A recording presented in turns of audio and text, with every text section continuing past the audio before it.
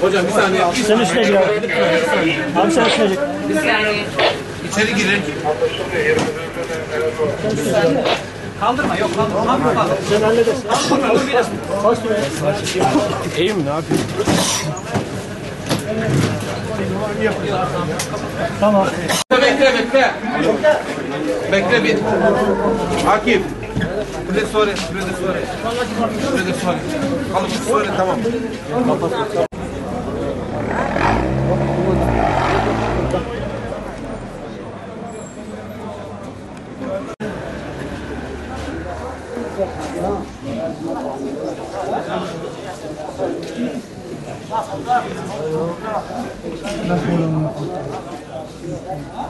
Şu davranış geleni yapacağız. Bekleyin. Sakin ol şöyle. Mutlaka biliyorsun. Bak bu adamın gözü bozuldu. Yapacağım diyorum. Sorumlu falan yok. Sorumlu yok. Tamam.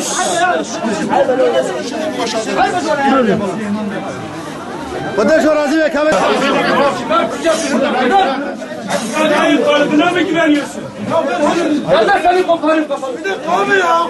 Konuşma orada. Bana bakın. Ben şimdi de gelin. Tamam. Şu kimse ben geleni yapacağım.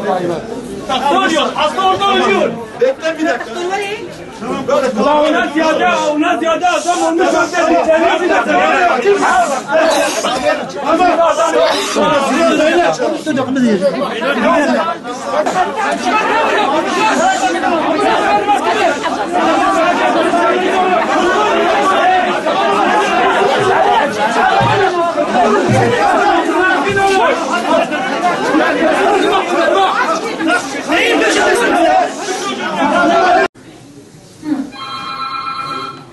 Saat 6'dan beri burada.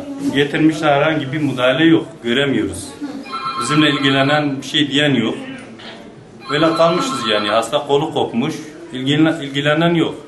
İşte o ona yüklüyor. O diyor ki doktor bilmem bir saat sonra çıkacak. Öyle ertelemeye başlıyorlar. Yani bizim de herhangi bir bilgimiz yok. Şurayı boşaltın. Hasta normal hasta gibi orada yatıyor. Şimdi bizim kız evdeyken anası ufak kardeşini okuldan almaya gitmiş. Evet. O gün anası çıkınca birisi kapıyı çalıyormuş. Kız da annem geri geldi diye kapıyı açmış.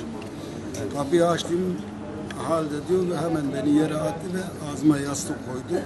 Beni boğmak şeyle. Ondan sonra diyor o şekilde ben direndim.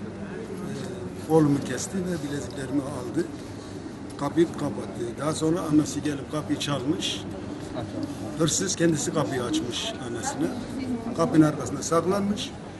Ondan sonra kız annesine demiş ki hırsız orada. O anda hırsız oradan faydalanıp kaçmış.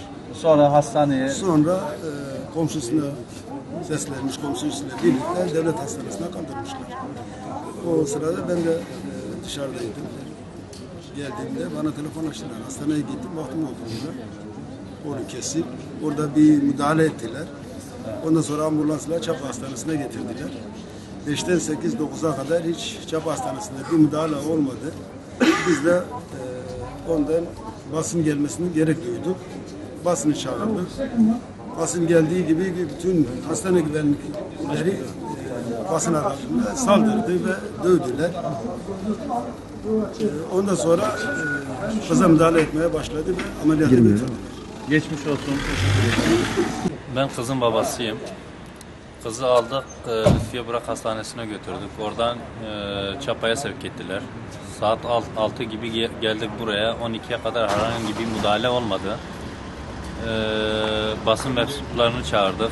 Onlar geldi buraya, güvenlikçiler müdahale etti. Onları dövdüler. Yani 5-6 saat içinde herhangi bir bilgi, faaliyet kimse göstermedi. Çok mağdur olduk burada. Artı güvenlikçiler bize saldırdı. Bize müdahale ettiler. Yani başka bu şekil ne gördüm ne görüldü yani.